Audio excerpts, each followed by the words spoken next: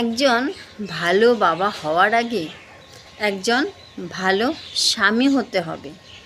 কারণ ভালো স্বামী হতে হবে এই জন্যই, যদি কোনো সন্তান দেখে তার মাকে কষ্ট দিচ্ছে, তখন সেই সন্তান কোনোদিনও বাবাকে ভালোবাসতে পারে না, বাসে না।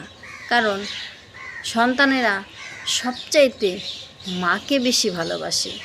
মাই যদি বাবার কাছ থেকে ভালোবাসা না পায়, কষ্ট পায়, তাহলে সেই সন্তান কোনোদিনও বাবাকে কোনো প্রকারেই ভালোবাসতে পারে না।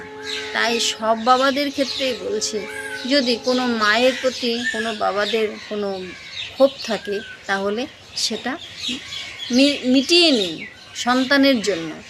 সন্তানকে ভালো রাখতে গেলে মা বাবার মধ্যে একটা প্রচুর পরিমাণে আন্তরিকতা, ভালোবাসা থাকতেই হবে। তবেই তো সন্তানদের ভালো মানুষের মতো মানুষ করতে পারবো। নমস্কার।